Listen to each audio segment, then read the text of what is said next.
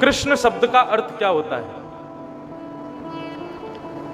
कृष्ण भूवाचक शब्द है। पृथ्वी पर रहने वाले प्रत्येक मानव को कृषि कहा जाता है। केवल किसानी करने वाले कृषि नहीं, हम सब भी कृषि हैं, क्योंकि पृथ्वी ही हमारा पोषण करती है। तो कृषि भूवाचक शब्द और न निवृत्तिवाचक शब्द, मतलब कि जिस नाम को बोलने से पृथ्वी पर रहने वाले हम मानवों की निवृत्ति हो जाती है, वो है कृष्ण। आप कृष्ण हो, आप वसुदेव नंदन हो, वासुदेव। देवकी नंदनाय च, आप देवकी के पुत्र हो। और नंद गोप कुमाराय, नंद यशोदा के भी आप बालक हो। मैं सब जानती हूं, आप एक के पुत्र नहीं हो, आप दोनों के पुत्र हो। गोविंदाय नमो नमः। हे गोविंद, मैं आपको प्रणाम करती हूं। बंधुओं, ये गोविंद नाम जो है ना भगवान का, बहुत ध्यान से सुनिएगा। जैसे कि घर के एक सदस्य को सब लोग अलग अलग नाम से पुकारते हैं, एक ही व्यक्ति को, कोई बड़े बुजुर्ग होंगे तो वो उसको, जैसे सब लोग अपना अपना नाम रख देते हैं ना, जो एक ही बालक का, बड़े बूढ़े उसको लाला कह करके पुकारते हैं, छोटे लोग जो होते हैं वो उसको किसी और प्रकार से बुलाते हैं। हर घर में कुछ ना कुछ अलग अलग नाम ना होकर के अलग अलग चीजों से उसको पुकारते हैं। ऐसे ही बंधुओं, ठाकुर जी को पुकारने के लिए सहस्त्र नाम हैं, अलग अलग नाम हैं। हर प्रकार के व्यक्ति के लिए अलग अलग तरीके के नाम हैं। तो ये गोविंद नाम किसको बोलना चाहिए? जो बुजुर्ग हो गए हैं, जो अपनी वृद्धावस्था में हैं, उन लोगों को ठाकुर जी को गोविंद कह करके पुकारना चाहिए। कुंती ये बात कह रहे हैं। क्यों कन्हैया, गोविंद कहकर के क्यों पुकारना चाहिए आपको? तब कुंती ही इसका उत्तर देती हैं कि गौशाला में गाय जब मुख से आवाज निकालती है ना, तो गौशाला में सेवा करने वाले ग्वारिया को पता होता है कि कौन सी गाय बुला रही है। किसी गाय के बुलाने पर वो जाए या ना जाए, लेकिन गौशाला की जो सबसे वृद्ध गाय है, जिसके अब बालक नहीं हो सकते, जो अब दूध नहीं देती, जो केवल एक कोने में खड़ी खड़ी केवल अपनी सेवा कराती है, तो वृद्ध गाय का एक नियम होता है, वो मुख से आवाज बहुत कम निकालती है, बस चारा खाती है और बैठी रहती है। लेकिन यदि कभी वृद्ध गाय बोलती है तो गौशाला का जो ग्वारिया होता है ना, वो तुरंत जाता है, अरे आज ये कैसे बोली। ठीक उसी प्रकार हे कन्हैया, ये पूरा जो पृथ्वी है ना, ये तुम्हारी गौशाला है, और यहाँ पर इतनी सारी गायें हैं, सब तुमको पुकारते हैं, लेकिन तुम जाओ ना जाओ कोई गारंटी नहीं। लेकिन यदि तुमको कोई गोविंद कह करके पुकारता है, तो तुमको लगता है कि कोई आर्त भाव से पुकार रहा है, कोई अतिवृद्ध मुझे पुकार रहा है, तो अतिवृद्ध के भाव से तुम गोविंद नाम सुन करके दौड़े चले आते हो। इसलिए मैं तुमको गोविंद कह करके पुकार रही हूँ। एक प्रकार से कह दूं तो कोई बड़ी बात नहीं, गोविंद बार बार बोलने वाले व्यक्ति की जल्दी मुक्ति हो जाती है। मतलब जिसको जाने की तैयारी है, वो आज से ही गोविंद नाम का जाप शुरू कर दें, तो उनके कुछ ही दिन में विमान आ जाएंगे। और यदि तुमने युवावस्था में ही गोविंद कहना शुरू कर दिया, तो फिर तैयार हो जाना। देखो, ऐसा बात नहीं है, ये एक विनोद की बात है। लेकिन हाँ, ये जरूर है कि जब आपको लगे ना कि अब संसार से निवृत्ति चाहिए, तो गोविंद कहना शुरू कर देना। Govind is just like a emergency call. Thakur ji को आप कॉल कर रहे हो, भाई गोविंद गोविंद गोविंद। ठाकुर जी, अच्छा हो गए तुम निवृत्त? बोले हाँ, मैं निवृत्त हूँ, जाने के लिए तैयार हूँ। तो गोविंद नाम का जब कीर्तन करोगे, ठाकुर जी तुरंत ले जाएंगे अपने साथ। गोविंद शब्द का अर्थ क्या होता है? गो यानी कि ज्ञान। गो शब्द के अनेक अर्थ होते हैं। गो यानी इंद्रियां, हमारी जो इंद्रियां हैं इनको भी गो कहते हैं। विंद माने रक्षक। हे कन्हैया, हमारी ये इंद्रियां अब संसार के माया में बड़ी फंस रही हैं, उसी से ही ये बर्बाद होती जा रही हैं। हे गोविंद, हमारी इंद्रियों की रक्षा करो। रक्षा मतलब हमारी इंद्रियों को अपनी भक्ति में लगाओ, इनको तल्लीन करो। इसलिए गोविंद नाम है। और ठाकुर जी को बहुत प्रिय भी है। कोई उनको गोविंद कहता है, ठाकुर जी को बहुत अच्छा लगता है, इसलिए गोविंद कहो। गोविंद गोविंद गाइए रे, भजो राधे गोपाल कृष्ण गाइए। केरला में एक जगह है, उसका नाम है त्रिशूर। और त्रिशूर में ठाकुर जी का, गोपाल जी का एक मंदिर है, गुरुवायूर। बहुत सुंदर मंदिर है। आप एक बार दर्शन करने जाएंगे तो आपको हर वर्ष लगेगा कि मैं जाऊं।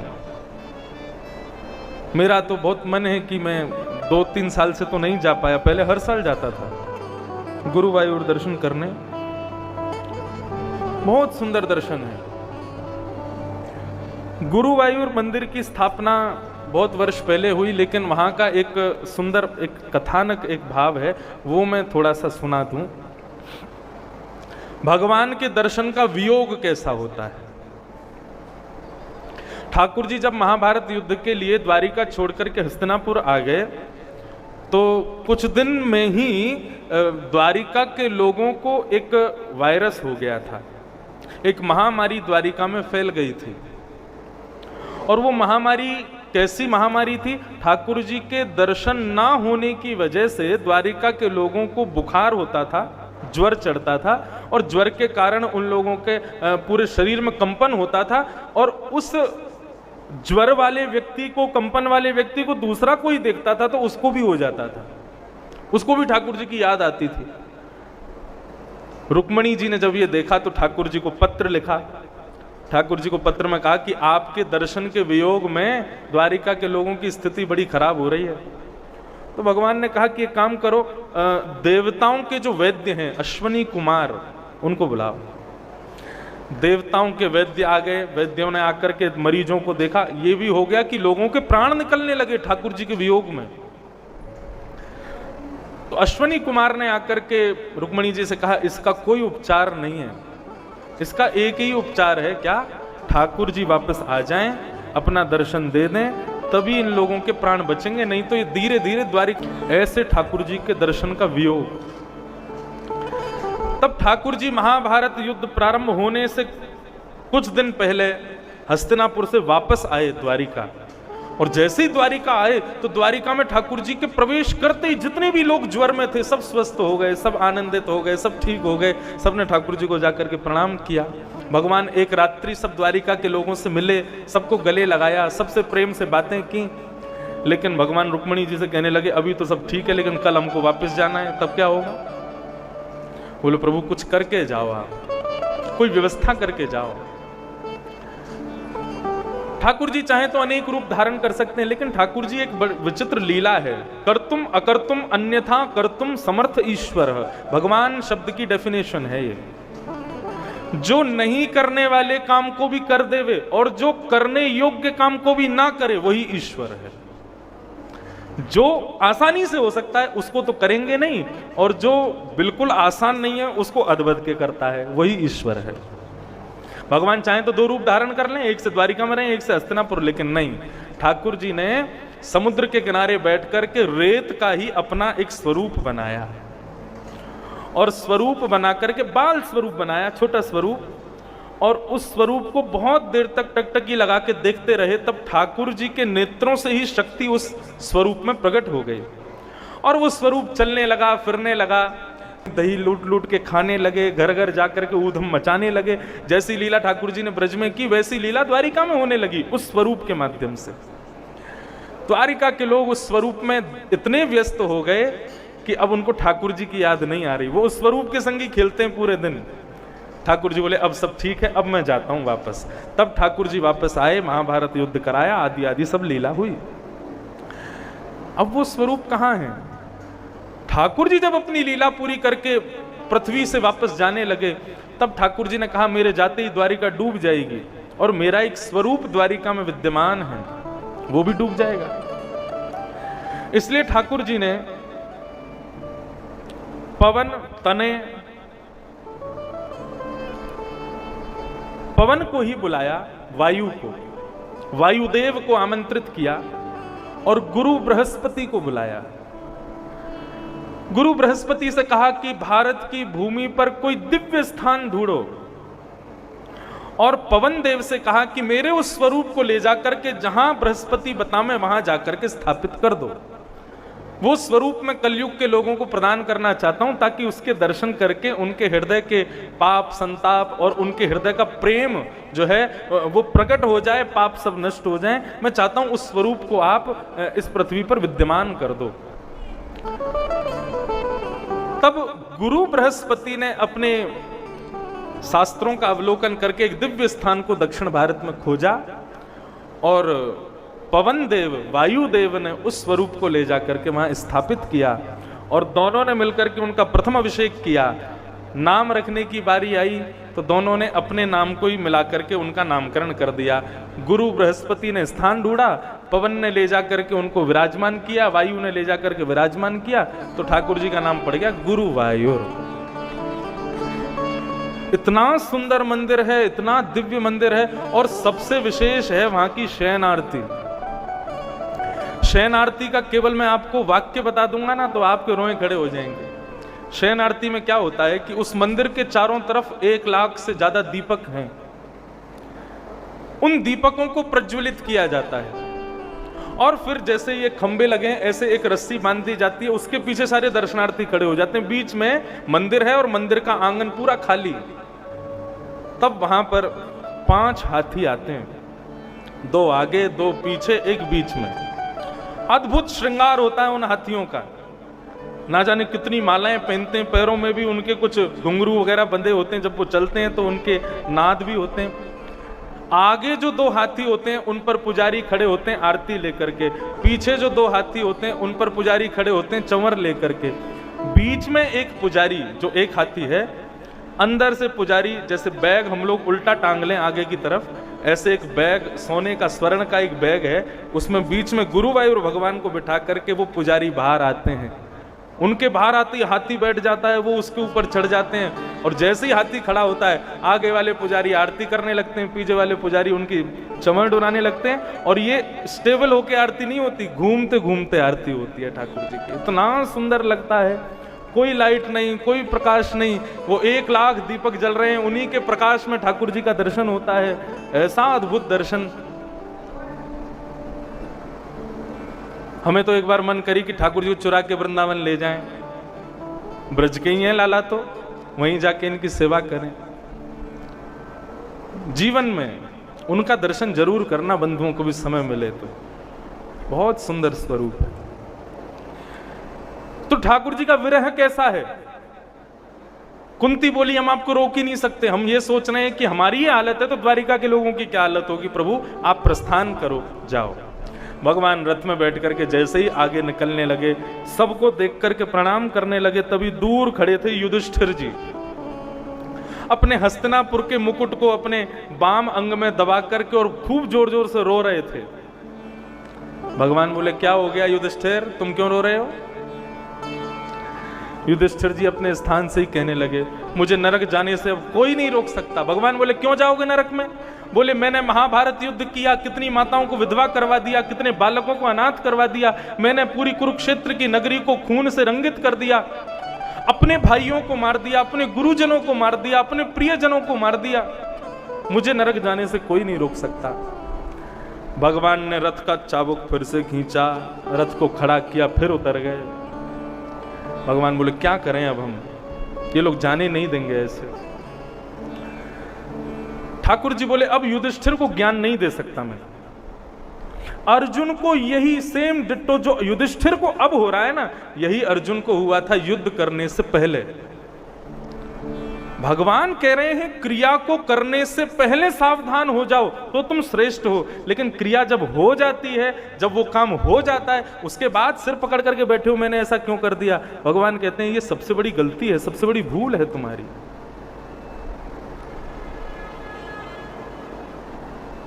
गीता में तो ठाकुर जी ने एक प्रकार से थोड़ा एक गलत शब्द भी कह दिया। बोले जो गलती करने के बाद में ग्लानि करते हैं ना, मैंने ऐसा क्यों कर दिया, हाय राम अब तो मेरा सब खत्म हो जाएगा। भगवान कहते हैं ना वो पुरुष हैं ना वो स्त्री हैं, कौन है अब समझ जाओ।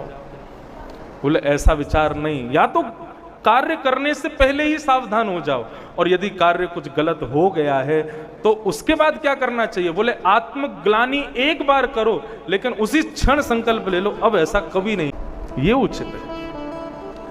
अब युधिष्ठिर रो रहे थे दूर बैठ के। भगवान बोले मेरे पास इतना समय नहीं कि पूरी गीता इसको भी सुनाऊं। अब तो एक ही व्यक्ति है जो इसको ठीक कर सकता है। कौन? जहां भगवान फेल होते हैं वहां भक्त पास हो जाते हैं। बोले रणभूमि में बाणों की सैया पर पौड़े हुए लेटे हुए मेरे परम भक्त भीष्म पितामह, वो मेरी प्रतीक्षा कर रहे हैं। वही इसके मन के मोह को दूर कर सकते हैं। भगवान बोले युधिष्ठिर जी चलो तुमको एक जगह लेके चलते हैं, उसके बाद हम द्वारिका जाएंगे। और युधिष्ठिर आदि पांडवों को सबको संग लेकर के भगवान पहुंच गए कहां?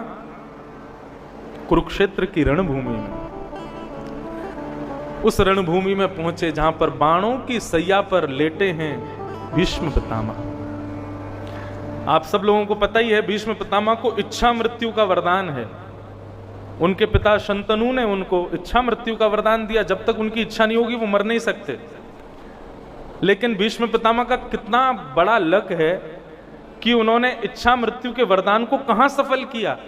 बाणों की सैया पे लेटे हैं, लेकिन उनकी इच्छा क्या है? बोले मैं कब मरूंगा? मृत्यु देवी सामने खड़ी है हाथ जोड़ के, मैं आ जाऊं? भीष्म पितामह बोले चुपचाप खड़ी रहे, अभी मत आना मेरे पास। बोले तो फिर कब आऊं मैं? बोले जब मैं ठाकुर जी का दर्शन कर लूं, उनको नेत्रों में भर के निहार लूं, उनको अपना बना लूं, जब इस संसार से अलविदा कहूंगा तब तुम मेरे को लेके जाना। जब तक ठाकुर जी नहीं आएंगे तुम खड़ी रहो यहीं पर।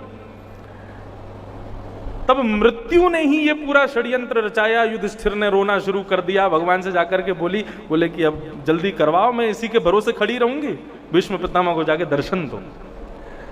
भीष्म पितामह बाणों की सैया पर लेटे हैं। तभी भीष्म पितामह को चंदन की सुगंधी आने लगी, नूपुरों की ध्वनि आने लगी, मंदम सुमंद सुगंधित वायु बहने लगी। भीष्म पितामह समझ गए द्वारिकाधीश आ रहे हैं। अपनी नजरों को थोड़ा सा तिरछा करके देखा तो मोर मुकुट लहरा रहा है, पीली पीतांबरी लहरा रही है। उस पीली पीतांबरी में सांवरे सलोने कन्हैया पांडवों को संग लेकर के मुस्कुराते हुए एक प्रसन्न हासा अरुणलो चलो लसत, ऐसी प्रसन्नता पूर्वक भीष्म पितामह की ओर बढ़ते हुए आ रहे हैं। भीष्म पितामह के नेत्रों से आंसू बहने लगे। बंधुओं, जीवन हो तो भीष्म पितामह जैसा। जीवन में भले ही कुछ भी किया हो पितामह भीष्म ने, लेकिन अंत ऐसा किसी का नहीं हुआ जैसा भीष्म पितामह का हुआ। भगवान आकर के सामने खड़े हो गए। भीष्म पितामह भगवान को देख करके मुस्कुराने लगे। अब यहां भगवान भीष्म पितामह को देख रहे हैं, भीष्म पितामह भगवान को देख रहे हैं। बगल में खड़े हुए पांडव सोचने लगे ये दोनों अपना काम कर लेंगे, और युधिष्ठिर को जो मोह हो गया जिस वजह से वो रो रहा है वो कैसे पूर्ण होगा। तुरंत भगवान को हटा करके युधिष्ठिर सामने आ गया। पितामह मेरे मन का क्लेश दूर करो। पितामह ने ये नहीं पूछा कि तुम्हारा क्लेश क्या है। युधिष्ठिर के नेत्रों के आंसुओं को देख करके पितामह समझ गए कि ये रो क्यों रहा है। क्यों रो रहा है? बोले अपने किए हुए का पश्चाताप करके रो रहा है। पितामह बोले देख तेरे को पश्चाताप किस बात का ये मुझे नहीं पता, लेकिन मैं तुझसे केवल इतना कहना चाहता हूं, व्यक्ति बालक जब अपनी मां के साथ होता है ना तो उसका रुदन होता नहीं है। क्यों? क्योंकि उसको विश्वास है मुझे भूख लगेगी तो मेरी माँ मुझे भोजन करा देगी, मुझे नींद आएगी तो ये मुझे सुला देगी, मुझे कुछ और करना होगा तो ये सब करवा देगी। इसलिए माँ के पास ज्यादा बालक रोता, कोई और गोद में ले ले तुरंत बालक रोने लगता है। क्यों? उस पर बालक को विश्वास नहीं होता। युधिष्ठिर तुम्हारे साथ छाया की तरह खड़े हैं कन्हैया, अर्जुन के रथ के सारथी बन गए, तुमने शांति दूत बनाया तो शांति दूत बन गए। भीम इनको छोटा भाई मानता है तो ये छोटे भाई बन जाते हैं। जैसा तुम कहते हो वैसा करते हैं। जब तुमने अश्वमेध यज्ञ किया तो वहां पर सबके जूते उठाने की सेवा इन्होंने स्वीकार की। ये कन्हैया तुम्हारे साथ हाथ से हाथ मिलाकर के पैर से पैर मिलाकर के चल रहे हैं, तब भी तुम रो रहे हो। मुझे लगता है तुम इनके स्वरूप को भी जानते नहीं हो। कौन है? ए सवई भगवान साक्षात दद्यो नारायण पुमान। हे अर्जुन, तू इनको शांति दूत बोलता है, और मैंने देखा था तूने महाभारत युद्ध में क्या कहा था, सेनयोर भयोर मध्य रथम स्थापयमेच्युत। तुमने प्रार्थना नहीं की थी कन्हैया से, तुमने आज्ञा की थी कन्हैया को कि मेरे रथ को ले जाकर के उभय सेना के बीच में खड़ा कर दीजिए, कन्हैया मैं देखना चाहता हूं किससे युद्ध करना है। उस समय मेरे भीतर ज्वाला उठ गई थी, मैं चाहता तो तुमको एक बाण में नष्ट कर देता। अर्जुन, तुम इनको क्या समझते हो? ये कौन है? साक्षात नारायण है। तुम लोग भाग्यशाली हो कि अर्जुन, युधिष्ठिर, भीम, नकुल, सहदेव ये तुम्हारे साथ खड़े हैं। तुम इनके मूल्य को नहीं समझ रहे हो। बंधुओं, प्रश्न आता है, ठाकुर जी ने पांडवों का इतना संग क्यों किया? ये पांडव कौन है? ऐसी क्या विशेषता है इन पांडवों में कि जो कौरवों में नहीं थी? कौरवों का पक्ष यदि कभी आप देखोगे तो कर्ण के आप फैन हो जाओगे, भीष्म पितामह के आप मुरीद हो जाओगे, इतने बढ़िया बढ़िया वहां पर भी थे। लेकिन ठाकुर जी पांडवों के पक्ष में क्यों है? इसका एक आध्यात्मिक पक्ष समझिए, बहुत ध्यान से सुनिएगा। मैं अपनी कथा में समझाता हूं, लेकिन और बढ़िया से समझ आए इसलिए ध्यान से सुनो।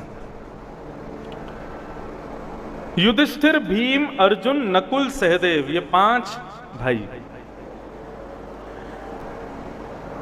इन 5 भाइयों के भीतर एक एक गुण विद्यमान है। युधिष्ठिर का गुण क्या है? युधिष्ठिर का गुण है धर्म। इसीलिए आप लोग कभी सुनते होंगे धर्मराज युधिष्ठिर। उनका गुण क्या है? धर्म। भीम का गुण क्या है? बल। बहुत बलवान है भीम,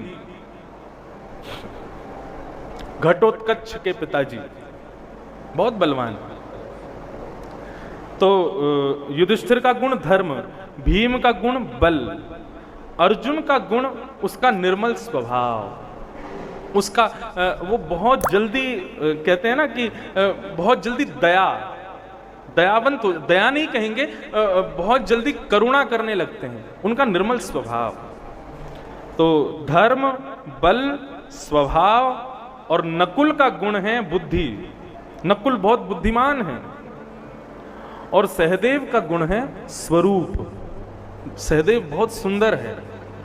ये 5 गुण इन 5 पांडवों में हैं। बंधुओं, ये 5 गुणों में से एक एक गुण हमारे भीतर भी है। हम में से किसी के अंदर धर्म है, किसी के अंदर बल है, किसी के अंदर स्वभाव अच्छा है, किसी के अंदर बुद्धि बहुत है, किसी का स्वरूप बहुत सुंदर है।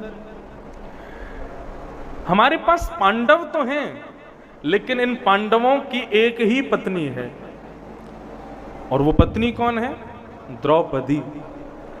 द्रौपदी का गुण क्या है? कल ही हमने सुना था, जो अपने बालकों की हत्यारे को जीवित छोड़ दे, ऐसी द्रौपदी कौन है? दया की देवी, दया। कहने का अभिप्राय, आपके पास यदि धर्म है यानी कि युधिष्ठिर है, लेकिन दया नहीं है, तो आपका धर्म व्यर्थ है। जो लोग धर्म के नाम पर अधर्म करते हैं, पशुओं को मार देते हैं, ना जाने उल्टे सीधे क्या क्या काम करते हैं, वास्तव में उनके अंदर दया नहीं है, तभी तो ये सब कर रहे हैं। धर्म के साथ दया होनी चाहिए, युधिष्ठिर के साथ में द्रौपदी होनी चाहिए। बल के साथ में दया होनी चाहिए, यानी कि भीम के साथ में द्रौपदी। यदि आप बलवान हो और दयावान नहीं हो, तो आप बेचारे हल्के पतले आदमी को तो कुछ समझोगे ही नहीं, उसको उठा उठा के फेंकोगे। बल के साथ में दया होनी चाहिए, नहीं तो बल रक्षण नहीं करेगा, बल भक्षण करेगा।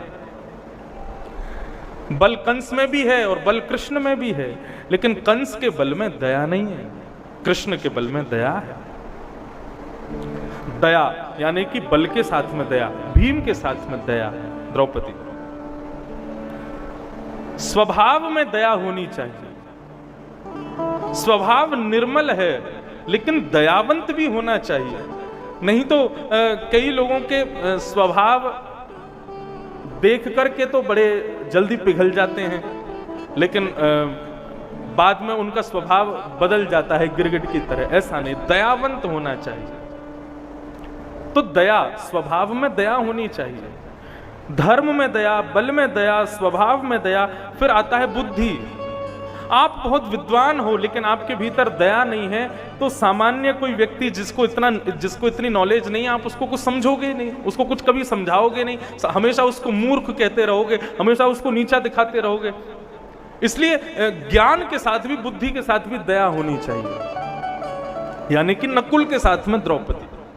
और अंतिम है, रूप के साथ में दया होनी चाहिए। आप बहुत सुंदर हो, भगवान ने बड़ी फुर्सत में आपको बनाया, लेकिन आपके भीतर यदि दया नहीं है तो आप रूप गर्विष्ठ हो जाओगे, आपको रूप का अहंकार हो जाएगा। कहने का अभिप्राय, भगवान आपके रक्षक कब बनेंगे पांडवों की तरह?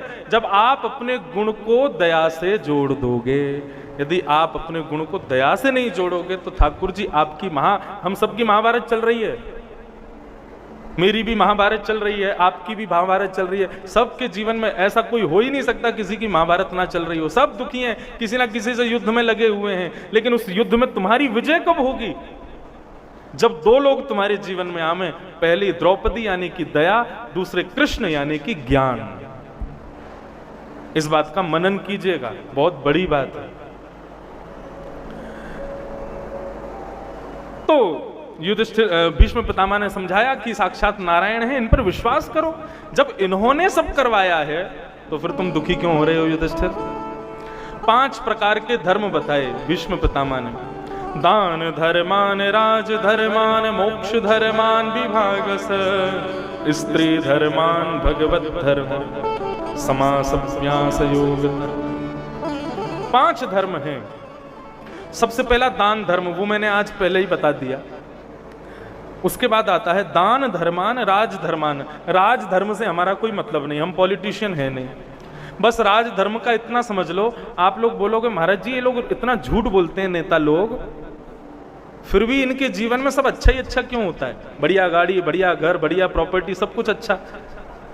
ये झूठ नहीं बोलेंगे तो इनका राजधर्म नष्ट हो जाएगा। यही राजधर्म है कि इनको अपनी गद्दी के लिए लड़ना पड़ता है, झूठ बोलना पड़ता है। बस यही राजधर्म। भ्रातापि भ्रातरम हन्यात, यहां तक कि यहीं पर सीमित नहीं है, भाई भाई को भी झूठा ठहरा सकते हैं गद्दी के लिए। इनको दोष नहीं लगता, इनको पाप नहीं लगता झूठ बोलने में, क्योंकि राजधर्म में है। दान धर्मान, राज धर्मान, और तीसरा आया मोक्ष धर्म। बहुत ध्यान से सुनिएगा, मोक्ष धर्म क्या है? बारी मृथे घृत होत वरु, सिकताते वरु तेल, बिनु हरि भजन न भवत रही, यह सिद्धांत अपेल। मोक्ष सबको चाहिए, सब चाहते हैं कि हम मुक्त हो जाएं, हमें मोक्ष मिल जाए, हम इस संसार से मुक्त हो जाएं। देखो बंधुओं, एक मेरी बात सुनिएगा। जो लोग ऐसा सोचते हैं मरने के बाद मुक्ति मिलती है, बहुत गलत सोचते हैं। आप जीते जी मुक्त हो सकते हो। कैसे?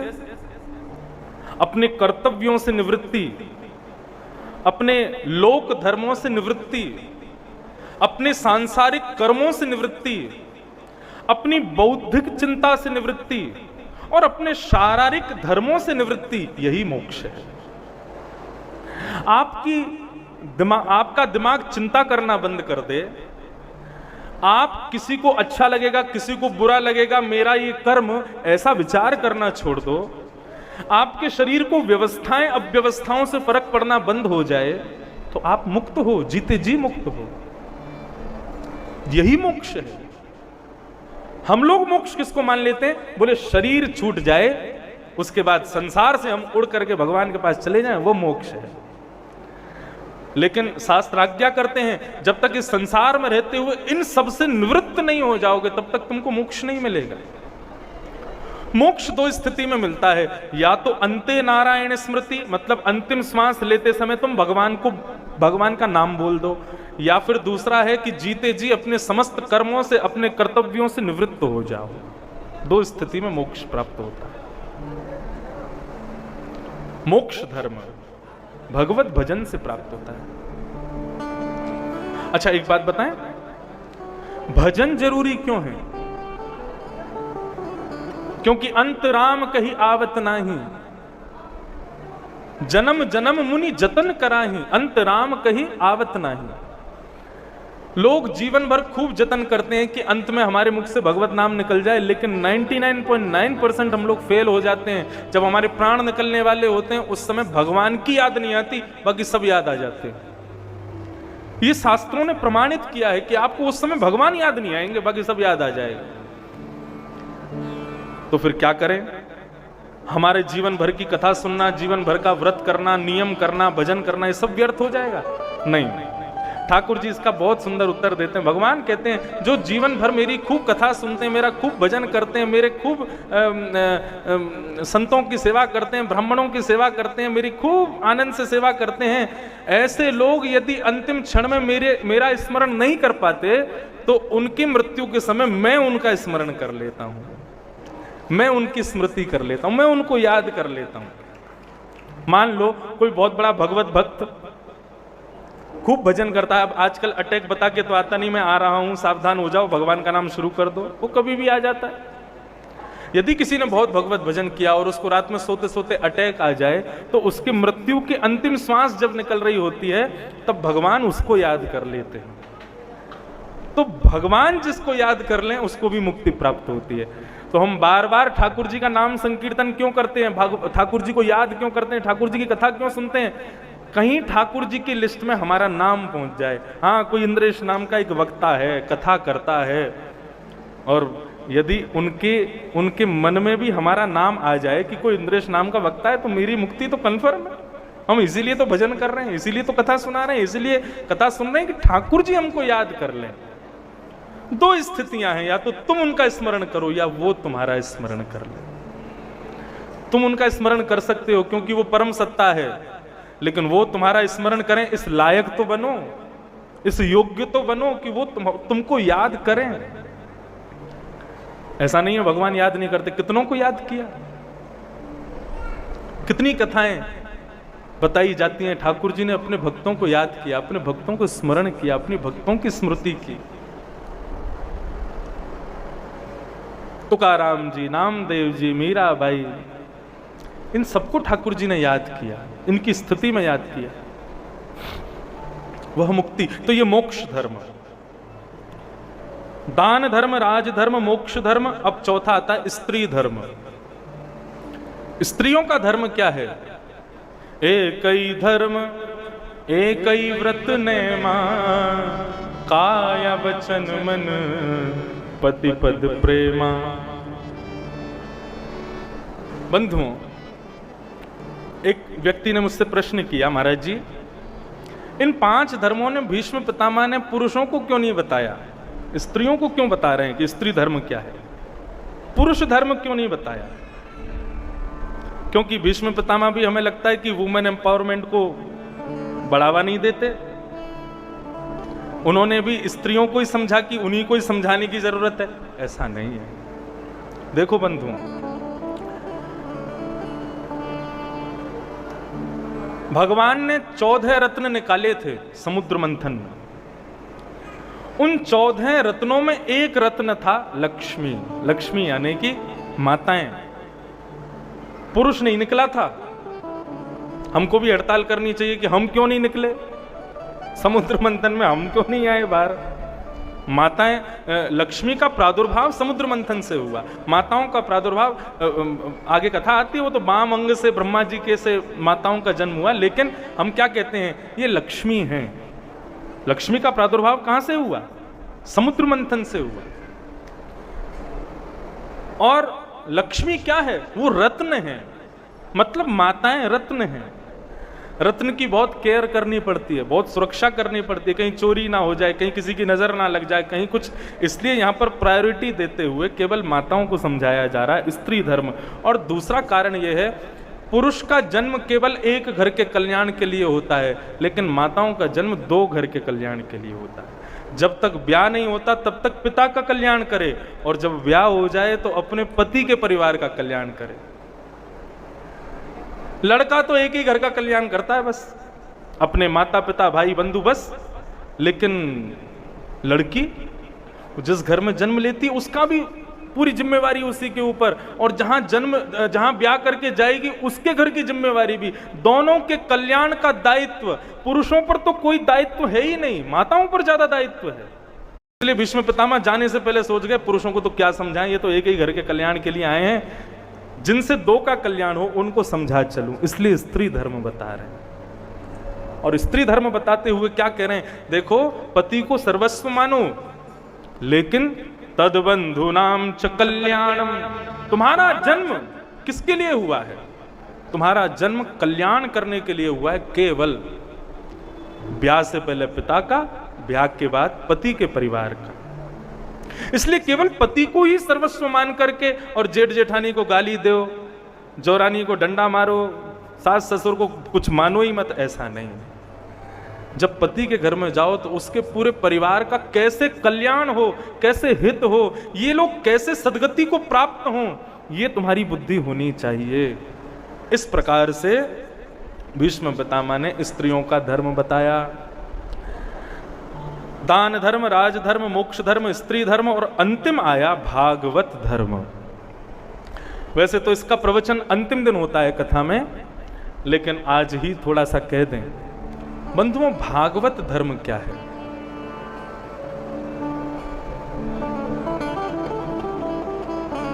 कायेन वाचा मनसेन्द्रियैर्वा बुद्ध्यात्मना भानुषितस्वभावात् करोमि यत् सकलं परस्मै नारायणायेति समर्पयेत् नारायणायेति समर्पयेत्। कायेन वाचा, अपनी काया से, अपनी वाणी से, कायेन वाचा मनसेन्द्रियैर्वा, अपनी काया से, अपने मन से, अपनी इंद्रियों से, अपनी बुद्धि से, अपने स्वभाव से तुम जो कुछ भी अच्छा करते हो, जो कुछ भी श्रेष्ठ करते हो, उसका श्रेय अपने पास मत रखा करो, उसका श्रेय ठाकुर जी को दे देना। यही भागवत धर्म है। मुदगल जी कहें मैंने देखो कितनी बढ़िया कथा कराई, नहीं, आपने नहीं करवाई। वास्तव में टेंट वाले बन के ठाकुर जी आए थे, लाइट वाले बन के भी ठाकुर जी आए थे, माइक वाले भैया भी ठाकुर जी हैं, सारे गंधर्व हमारे ठाकुर जी हैं, सारे पंडित जी हमारे ठाकुर जी हैं, और तो और व्यास भी ठाकुर जी हैं। ये सब ठाकुर जी करवा रहे हैं। ऐसी विचारधारा रख लेना मात्र ही भागवत धर्म है। मैं कोई भी सत्क्रिया अपने स्वतंत्र स्वभाव से कर ही नहीं सकता। मैं जो कुछ भी कर रहा हूं या जो कुछ भी मेरे द्वारा सत्कर्म हो रहा है, ये सब ठाकुर जी की कृपा है, इतना मान लेना मात्र ही भागवत धर्म है। अच्छा, अब ये तो रही एक बात, अब दूसरे तरीके से समझो। जैसे पैसे मिलने के बाद में खर्च हो जाते हैं ना, ऐसे पुण्य आने के बाद पुण्य भी खर्च होते हैं। आपने ओमकारेश्वर में जाके जल चढ़ाया, महाकाल भगवान को जल चढ़ाया, द्वारिकाधीश का दर्शन किया, जगन्नाथ भगवान का दर्शन किया, बद्रीनाथ की यात्रा की, रामेश्वरम की यात्रा की, तो इनका पुण्य इकट्ठा हो गया। पुण्य कैसे खर्च होता है? आपकी कहीं प्रशंसा हो रही हो, आपका कहीं यश गाया जा रहा हो, आपके अब बहुत नाम, यश, वैभव, कीर्ति, ये सब पुण्य को खर्च करते हैं। आपकी बहुत प्रशंसा आदि कहीं पर हो रही हो, यश का गान हो रहा हो, बहुत वैभव आपका बढ़ रहा हो, तो ये सब किसके बदले होता है? पुण्यों के बदले होता है। इसलिए भागवत धर्म क्या कहता है? भगवान के श्री चरणों को बैंक बना लो और जो कुछ भी पुण्य करो भगवान के चरण रूपी बैंक में जमा करते रहो, उसको वहां से निकालो मत, क्योंकि हम पुण्य को यदि अपने पास रखेंगे तो खर्च हो जाएगा। इसलिए ठाकुर जी को देते रहो। तो उसका प्रभाव क्या होगा? बोले जब आपका अंतिम समय आएगा तो अंतिम समय ठाकुर जी अपने चरणों में जब देखेंगे कि इसने सारे पुण्य मेरे चरणों में अर्पित कर दिए, तो आपके यदि कोई पाप होंगे, कोई रुकावटें होंगी मोक्ष में, तो ठाकुर जी उन सब रुकावटों को उस पुण्य से नष्ट करते हुए आपको अपने श्री धाम की प्राप्ति करा देंगे। ये दूसरा कारण है। बात समझ में आई कि बाउंसर चली गई? नहीं आई ना समझ?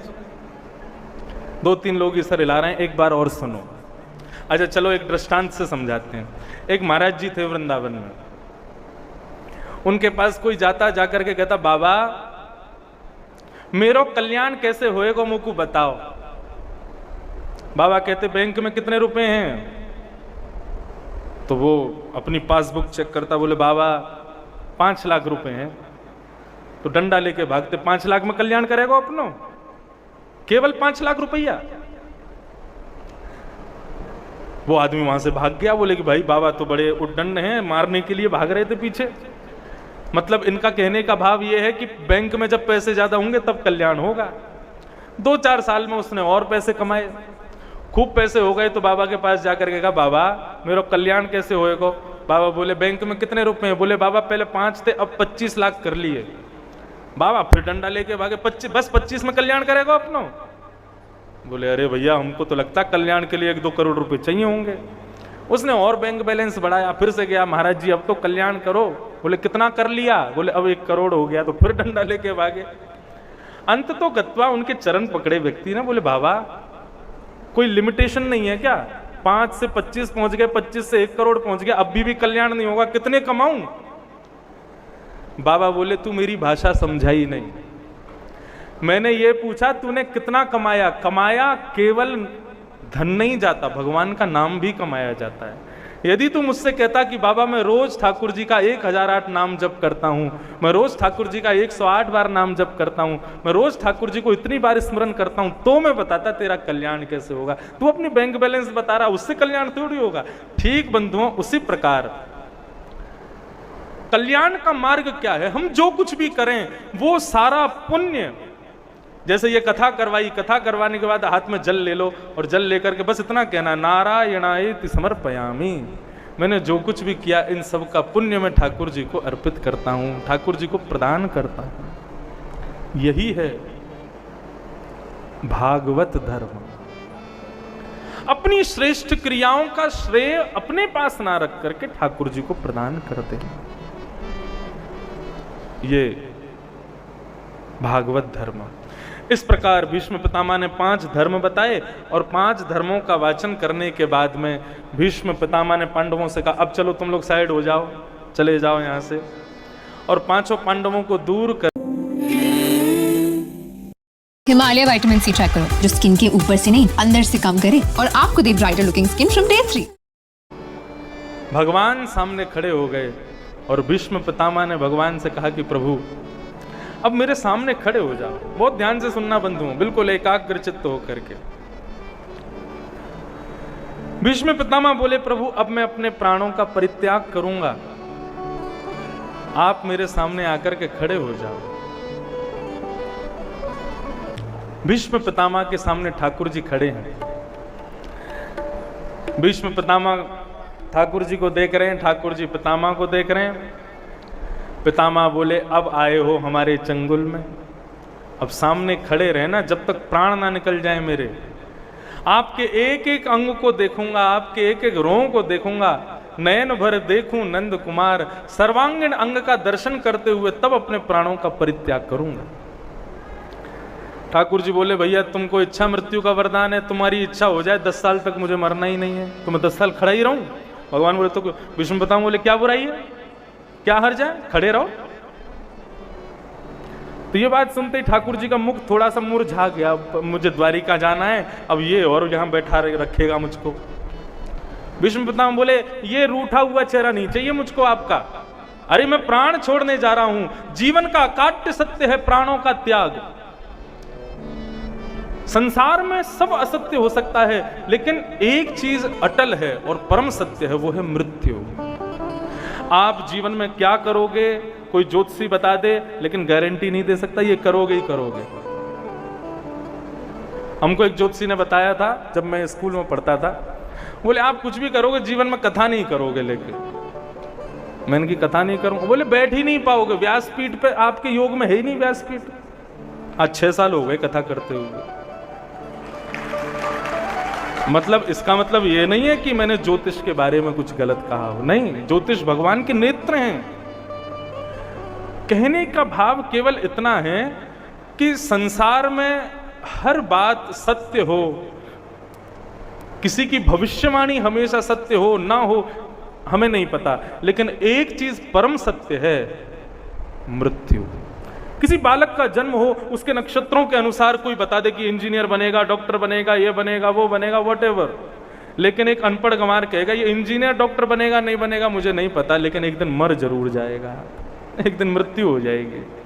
मृत्यु परम सत्य है। भीष्म पितामह की इस लीला से हमको क्या सीखना है? मृत्यु होने के बाद परिवार के लोग शोक, भैया बार बार ऊपर नहीं आ मैं, व्यासपीठ में बार बार पीछे नहीं आना। अब मृत्यु होने के बाद परिवारीजन शोक मनाते हैं, उनको तो कोई रोक नहीं सकता, लेकिन जिसकी मृत्यु हो रही है उसको चाहिए अपनी मृत्यु को उत्सव बनाता हुआ जावे, मृत्यु को उत्सव की तरह स्वीकार करे, जैसे भीष्म पितामह ने किया। भीष्म पितामह को युवान अवस्था में यह वरदान प्राप्त था कि तुम इच्छा से मृत्यु को प्राप्त करोगे। भीष्म पितामह ने उसी समय इच्छा कर ली थी मन में, जब श्री राधा रमन लाल सामने खड़े होंगे ना तभी मरूंगा मैं, मेरी यही इच्छा है। चाहे अर्जुन मेरे पूरे अंग को बाणों से ना छेद दे, मेरी मृत्यु नहीं होगी जब तक ठाकुर जी मेरे सामने नहीं होंगे, क्योंकि यही मेरी इच्छा है। ये इच्छा मृत्यु का वरदान मुझे और आपको भी प्राप्त है। आज ही सुनिश्चित कर लो कि मृत्यु कैसे पानी है। हम सब सुनिश्चित कर लेते हैं, बड़े होकर के ये करेंगे, ब्याह ऐसी लड़की से करेंगे, बच्चों के नाम ये रखेंगे, घर वहां बनाएंगे, बच्चों को ऐसे स्कूल में पढ़ाएंगे, ऐसे कॉलेजेस में पढ़ाएंगे, लेकिन किसी से पूछो मरने का कुछ विचार किया, मरोगे कैसे? कैसी बात कर रहे हो महाराज, ऐसे शुभ बातें बोलो, मरने की कौन सोचता है? भागवत की कथा है, ये भागवत का पंडाल है, यहाँ पर जीना नहीं सिखाते, यहाँ पर यही सिखाते हैं मरना कैसे है, क्योंकि वही सत्य है। जी तो आप अपने आप रहे हो, लेकिन मृत्यु सफल कैसे हो हमारी, हमें ये देखना। और पितामह भीष्म की तरह मृत्यु हो, मैं क्या बताऊं, बिल्कुल सत्य घटना। बद्रीनाथ में मेरी कथा थी 2019 में, दिल्ली के परिवार ने कराई, तो जिन्होंने कथा कराई उनके कुल पुरोहित भी आए थे उस कथा में। यही भीष्म पितामह का प्रसंग चल रहा था। अभी तो स्तुति शुरू नहीं हुई, स्तुति में देखना कितना आनंद है। तो स्तुति 3 दिन तक वहां भीष्म पितामह की स्तुति चलती रही। 3 दिन बाद जब मैं कथा करके नीचे उतरा तो उनके जो पुरोहित जी थे, बड़े अच्छे विद्वान, वो आए, आकर के बोले महाराज जी, और नेत्रों में आंसू थे, बोले कि मेरी एक ही इच्छा है। मैंने कहा क्या? बोले पितामह भीष्म की तरह ठाकुर जी को देख करके प्राण निकले। अब ऐसी बात लगभग लोग कह देते हैं, जब हम कथा करके जाते हैं तो कई लोग अपने अपने भाव सुनाते रहते हैं, जब तक जाना होता है गाड़ी तक तब तक। तो मैंने भी कहा अरे भगवान मंगल करें आपका, इतना कह के मैं चला गया। अगले दिन सवेरे 4 बजे हमारे जो यजमान थे कथा के, वो मेरे कमरे में आए, आकर के और नॉक किया, मैं अंदर आ गए, आकर के बोले महाराज जी।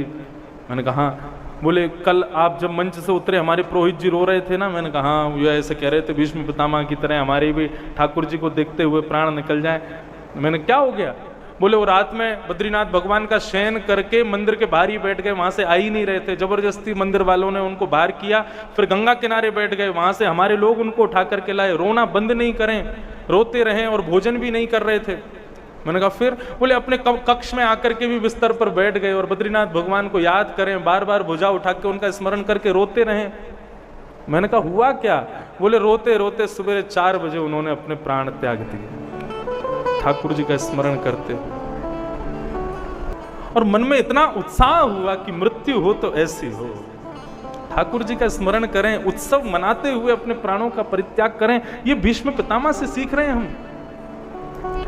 भीष्म पितामह ने कहा ऐसे नहीं खड़े हो गए, प्रसन्न हासा रुड़लो चलो लसत, स्पष्ट कह दिया आपके गोल गोल गाल जो हैं ये कैसे चमकने चाहिए? बोले जैसे गुलाब जामुन चमकता है, मोती चमकता है, ऐसे आपके गाल चमकते हुए दिखते रहें, तब मैं प्राण त्यागूंगा। ठाकुर जी प्रसन्न मुद्रा में सामने खड़े हैं, भीष्म पितामह भगवान की स्तुति गा रहे हैं। अद्भुत स्तुति है भीष्म पितामह की।